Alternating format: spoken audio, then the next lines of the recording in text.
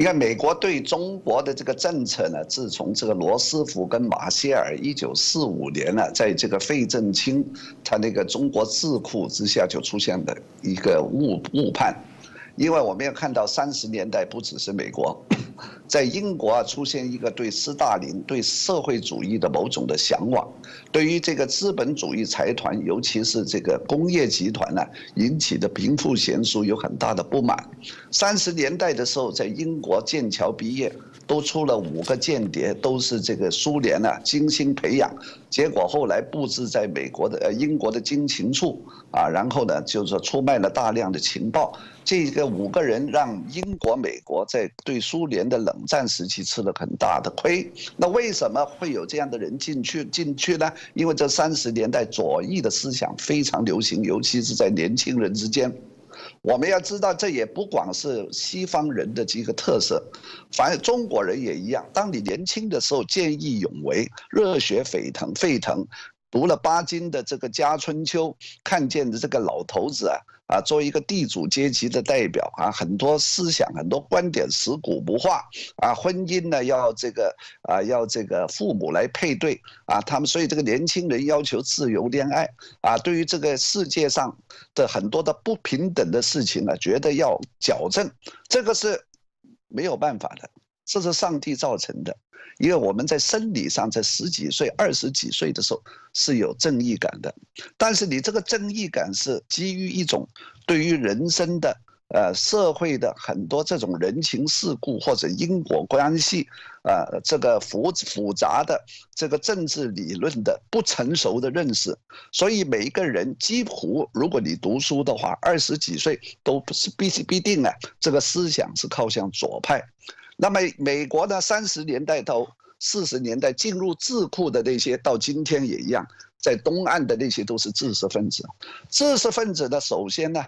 他会对弱小、对穷人比较同情。那40年代的时候，毛泽东的那个时候在延安是一个农民的政权，所以呢，那个时候美国的很多记者跟知识分子去了南京、上海，看到这个十里洋场，然后要看到延安。到了这个山西、陕西这地方，他看到是不一样的中国，但是他对中国3000年的历史文化又一窍不通。美国最大的问题是，从他们这些知识分子毕生之精力，不可能透彻的了解中国，因为一生的时间太短。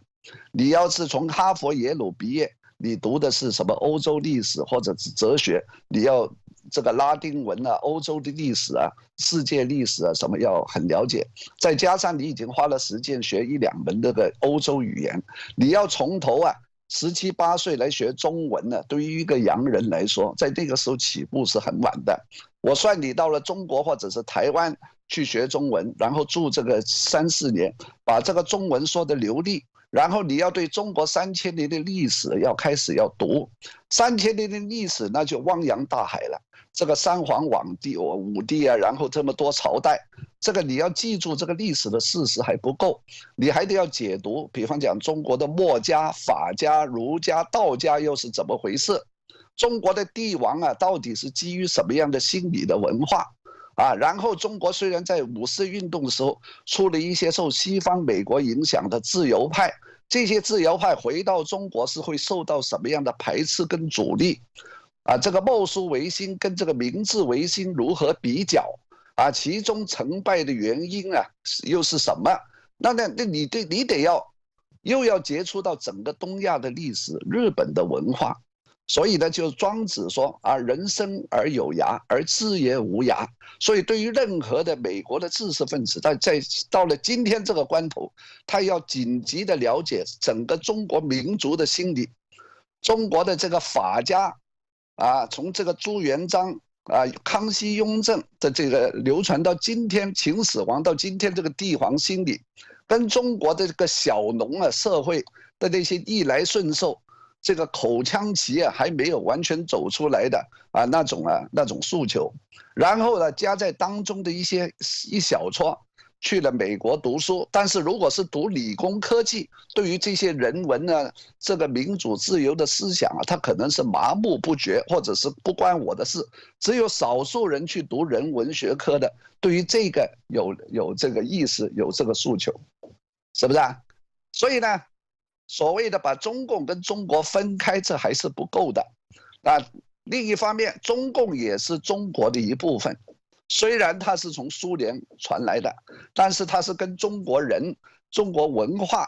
本土啊是结合，而且发小的，是吧？这个问题，中共到底是不是跟中国完全没关系，或者有多少关系？这本身就是一个复杂的课题，对吧？你这方面你要读一点，这个鲁迅啊、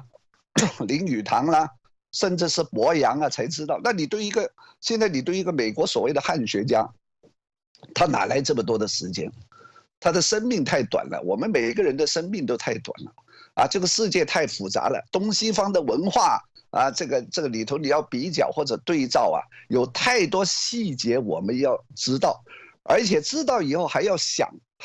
得通，还要把书读得通，这是万中无一的。所以你看这个基辛格，我看了他写了一本书叫《On China》，900多页，是英文的。我一看我就知道，这个是荒谬的。你基辛格居然有这个权威写《On China》，说中国论，你懂得中文吗？啊，你有没有念过《出师表》啊？你有没有你懂得中国历史吗？我问你，这1500年的时候，中国是哪一个做皇帝啊？那你基辛格是不懂的。但是如果相反，我们如果有一个华人，啊，用这个用中文写一本900页的书，就说欧洲论，但是他一个英文字都不会，一句法文也不懂，对于欧洲的历史也不知道，就凭这30年他在欧洲交往啊、做生意啊这个经历来写一本巨著，然后由所有的中国人奉为经典啊，每一个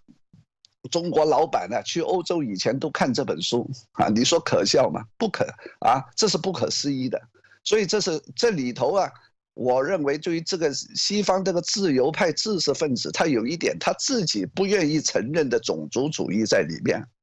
啊，所以呢，这个成了一个恶性的后果，就是到了今天中共或者是中国对美国的了解，远远比美国的智库。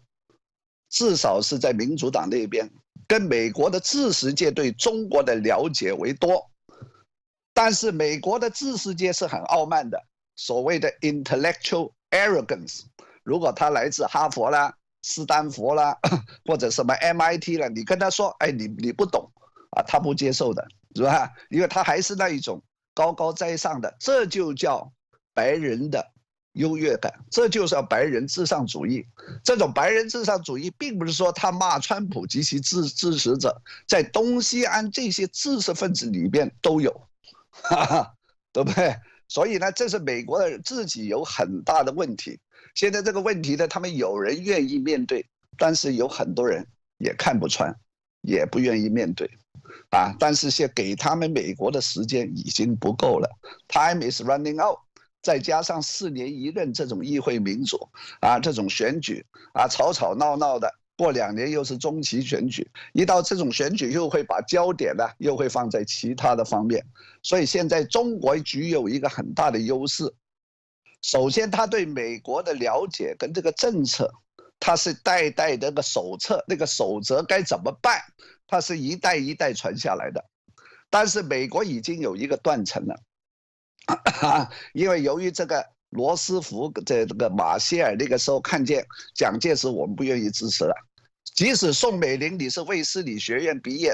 我看不起你。我认为这个从泥土里头出来的这个毛泽东啊，对于我来说更 exotic、更 attractive， 就有一种猎奇的吸引力。而且呢，由于我对中国的误判，我以为延安的时代，这个毛泽东他自己说的吗？他的偶像就是华盛顿啊，这美国人信以为真啊。这一点我们在美国的华人都知道，你跟美国人说什么，他都把你当真的，然后填表的时候你说什么吧，他毫不怀疑的，是不是啊？啊，这个很多中国人，不论是大陆还是台湾来到美国，他当初啊一定是如鱼得水啊，原来美国人说什么都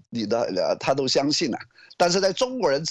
之间的防人之心不可无啊，是不是啊？啊，兵不厌诈，是不是啊？啊，无事献殷勤呢，这非奸即盗。这种重大的文化差异，你在美国住下来必定遇到。所以很多中国人都知道美国人是傻瓜，啊，认为他们是傻瓜。他们呢，以这种性格上相对善良和容易信任的弱点呢，确实也让他们在第一阶段非得当傻瓜不可，直到他们在第二、第三阶段醒过来，哦，原来我上当了，然后他永远不会相信你，啊，这种性格存在于英国，啊不是英国，美国啊，然后欧洲、日本的都普遍的，所以呢。林肯有一句名言：你能够骗少数人于长远，也可以骗所有人于一时，但是你不能够骗所有人于永久。这是林肯说的啊。所以跟美国人或者是一个华人呢，在世界上打交道，我不管你住在美国了，还是一带一路在非洲啊，或者是欧洲啊，我想要好好记住林肯这句话，不要以为自己很聪明，或者是很精明，是不是啊？有的时候啊，要像郑板桥先生说的，要难得糊涂，要吃一点亏，吃亏是福，能够吃点亏啊，以后呢你在这个国际上，在世界上就能够做的一个正常人。